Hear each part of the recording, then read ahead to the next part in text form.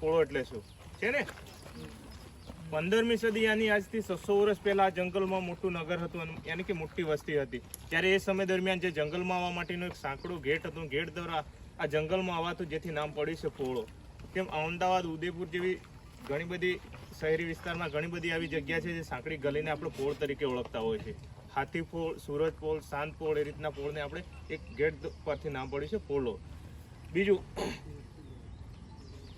આ જંગલમાં એનિમલ્સની વાત કરીએ તો રીંછ, સાહુડી, જરખ જેવા સામાન્ય ઋતુ પ્રમાણે આપણને એનિમલ્સ જોવા મળતા હોય છે. પક્ષીઓની વાત કરીએ તો આખા ગુજરાતમાં 526 પ્રકારના પક્ષી, આમાંથી 80 પ્રકારના પક્ષીઓ પોળોના વિસ્તારમાં જોવા મળે છે. સ્નેકની વાત કરીએ તો જમીન પરના સ્નેક 58 પ્રકાર, આમાંથી 32 પ્રકારના સ્નેક આ પોળોના વિસ્તારમાં જોવા મળતા હોય છે. સૌથી ઝેરી સ્નેક બિગ ફોર યાની કે 4 પ્રકાર એ જમીન પર આપણને જોવા મળતા હોય છે. નાગ, કાળોતરો, ફૂરચો અને ખડચિત્રો એ બી 4 જાતિ આ જંગલમાં આપણને જોવા મળતી હોય. અત્યારે આપણે ટ્રેક પર જઈ રહ્યા હોય ત્યારે બે ત્રણ બાબતો ધ્યાનમાં રાખવાની હોય છે. આ જંગલ એવું છે, નો સિગ્નલ, નો 108, તમે સમજી ગયા હશો. અહીંયા કોઈનું નેટવર્ક નહીં હોય. જ્યારે ટ્રેકિંગ સમય દરમિયાન કોઈ ઓવરટેક નથી કરવાની, કોઈ પણ વૃક્ષની ડાળી પકડીને મૂકી દેવાની નથી. બીજું, અત્યારે આપણે ફરવા આવ્યા છે ત્યારે આપણી જોડે પ્લાસ્ટિકની કોઈ પણ ચીજ વસ્તુ હશે, ધારો કે પાણીની બોટલ હશે, સિંગમ હશે, વેફર, કોઈ પણ પ્લાસ્ટિકની ચીજ વસ્તુ હશે, યુઝ કર્યા પછી ફોરેસ્ટ વિસ્તારમાં કોઈ પણ જગ્યા પર છોડવાની નથી. યુઝ કરી સાથે રાખી બહાર આવ્યા પછી જે ગવર્મેન્ટના ડસ્ટબિન હશે એ જગ્યા પર છોડવાનું થશે. આપણે બાજુમાં જે સાંભળી હશે, જ્યારે હલ્દી ઘાટી પર યુદ્ધ થયું ત્યારે આપણા મહારાણા પ્રતાપ જે કઈ ગિરિમાળામાં સંતાયા હતા? સૌથી પ્રાચીન જૂની ગિરિમાળા કઈ? યસ, આ જ અરાવલીની ગિરિમાળાઓ છે. અહીંથી 25 કિલોમીટર આગળ ગુજરાતનું ખાંખરા કરીને ગામ છે, ત્યાંથી 2 કિલોમીટર આગળ એક રાજસ્થાનનું ગણવાસ કરીને ગામ છે, ત્યાં હરણવ રિવરનું ઉદ્ગમ છે. ત્યાંથી વણજ ડેમમાં, વણજમાંથી દોરે ડેમમાં, દોરેમાંથી સાબરમતી રિવરને આ પાણી મળતું હોય છે. તો ટ્રેક માટે રેડી છો ને? ફોટોગ્રાફી કરવા માટેની ઘણી બધી જગ્યાઓ હશે, જે જગ્યા પર તમને ફોટોગ્રાફી કરવા માટે સમય આપવામાં આવશે. મહેરબાની કરીને ટાઈમ વેસ્ટ નહીં કરો, જેથી આપણો ટાઈમ વેસ્ટ નહીં થવો જોઈએ. બરાબર ને? હા, ઓકે ઓકે. તમને કંઈક જોયા હશે જે જૂના અવશેષો. શું જોયું તમને જૂના અવશેષોમાં? અહીંયા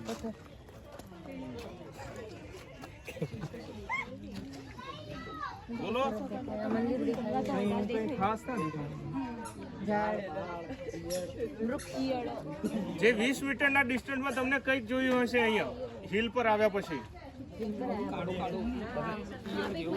આજુબાજુના વિસ્તારમાં તમે જોશો તો અહીંયા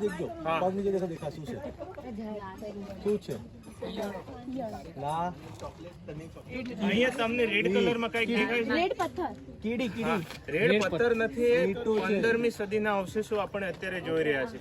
15મી સદી યાની કે 600 વર્ષ પહેલા આ જંગલમાં મેં સ્ટાર્ટિંગમાં જ કીધું હતું કે એ સમય દરમિયાન નગર હતું. જ્યારે એ સમય દરમિયાન રાજાઓ વચ્ચે લડાઈઓ થાય ત્યારે એ સમય દરમિયાન અહીંથી ધ્યાન રાખવા માટે એ સમય દરમિયાન તાર, ટેલિફોન, મોબાઈલ એવી સગવડ નહોતી, જેથી અહીંયા એક ચેકપોસ્ટ જેવી જગ્યા બનાવવામાં આવી હતી. એ સમયની ઈંટો અત્યારે આપણે જોઈ રહ્યા છે. બીજું, આ પર્વતને માંગો પર્વત તરીકે ઓળખવામાં આવે છે. આમાંથી ઘણા બધા ખેડૂતના દીકરા છે. ઘરે ખેતી છે ને ગામડે, ત્યારે ખેડૂત ખેતી કરતા હોય છે, વાવેતર કર્યા પછી પાછળ શું કરવામાં આવે છે? એક્ઝામ્પલ તરીકે પહેલાના સમય દરમિયાન આપણે બળદથી ખેતી કરતા, જ્યારે એ સમય દરમિયાન બળદથી ફળ આગળ હાંકવામાં આવે અને પાછળ જે મકાઈનો દાણો મૂકી દઈશું તો શું કરશું? પાછળ જમીનને પ્લેન કરવી પડે ને, સમારકામ કર્યું એમ બી કહેવાય, માંગો માર્યો એમ બી કહેવાય. જે હવે પછીનો પાટાઓ સમતલ હોવાથી આ પર્વતને માંગો પર્વત તરીકે ઓળખવામાં આવે છે. જે સામે આપણને પર્વત દેખાય છે એ પર્વતનું નામ છે ભીમ પર્વત. પાછળના ભાગમાં આપણને જે પર્વત દેખાય છે સૌથી પોળો ફોરેસ્ટનો ઊંચામાં ઊંચો પર્વત કલાલ નામનો પર્વત. મારો એક અહીંયા પ્રશ્ન છે, અત્યારે આપણે ગુજરાતમાં નામશેષના હારે પક્ષી કયું છે? યસ, આખા ગુજરાતમાં 362ની સંખ્યામાં ગીધ બચ્યા છે. આમાંથી 62ની સંખ્યા પોળોના જંગલમાં કલાલ નામનો પર્વત, એ પર્વત પર આપણને જોવા મળતા હોય છે. અત્યારે આપણે બધા મોબાઈલ યુઝ કરીએ છીએ ને, આપણા વૈજ્ઞાનિક સંશોધન એવું કહી રહ્યા છે કે ઓઝોન વાયુ ઉપર તિરાડો પડી રહી છે અને ભાવે આવનારી પેઢીની પીઠ પાછળ ઓક્સિજનની બોટલ હશે. તો નોર્મલી આપણા ઘરમાં કેટલા મેમ્બર હોય?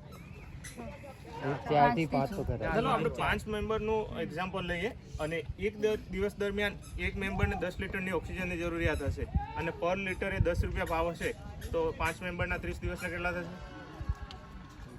કીધું 2500 250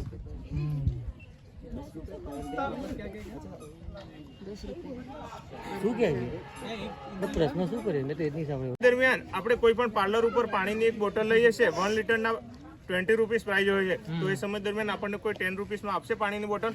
નહીં. ના આપે. તો આ પરિસ્થિતિથી બચવા માટે આપણને શું કરવું પડશે? વૃક્ષારોપણ કરવું પડશે ને. આપણો ભારત દેશનો દરેક નાગરિક દર વર્ષે એક વૃક્ષનું વાવેતર કરે અને એની સારી કેર કરે તો આ મુશ્કેલી ઓછી થશે. એવા આપણું વૈજ્ઞાનિક સંશોધન કરી રહ્યા છે. ગવર્મેન્ટ કાપી નાખે છે, અમે એનું શું આપણે સૌથી કરીને ક્યારે કાપે છે? વિકાસના પંથે આવું વૃક્ષનું કટિંગ વધારે એ વિકાસ કઈ કામનો જ નહીં તો. બીજું અમારો એક અહીંયા ક્વેશ્ચન કે જંગલમાં પડઘા પડવા જોઈએ કે ના પડવા જોઈએ? પડવા જોઈએ. કેટલાને કેવું છે પડવા જોઈએ? ઇકો સાઉન્ડ હોના चाहिए. જો પાછળ આપણે જે જંગલ દેખાય છે એ તરફ આપણે એ સાઈડ બૂમ બરાડા કરીશું, રિટર્ન આવશે અવાજ. એ પણ જંગલ જ છે ને. ખરેખર જંગલમાં ઇકો ના થવો જોઈએ. પણ દુઃખની વાત એ છે કે જે માંગો પર્વત ઉપર અહીંયા પડઘા પડે છે. જે જગ્યા પર અત્યારે આપણે ઊભા છે ત્યાં વૃક્ષોની સંખ્યા બહુ જ ઓછી છે. જે સામેનો હિલ છે ત્યાં પણ વૃક્ષોની સંખ્યા બહુ ઓછી છે, જેથી અહીંયા પડઘા પડે છે. તો ગ્રુપમાં અવાજ કરીશું ને? યસ યા નો? યસ. વંદે માતરમ બોલો. વંદે માતરમ. વંદે માતરમ. વંદે માતરમ. વંદે માતરમ. હવે રિપ્લેસ અવાજ. ના. માતરમ. વંદે માતરમ. વંદે માતરમ. વંદે માતરમ.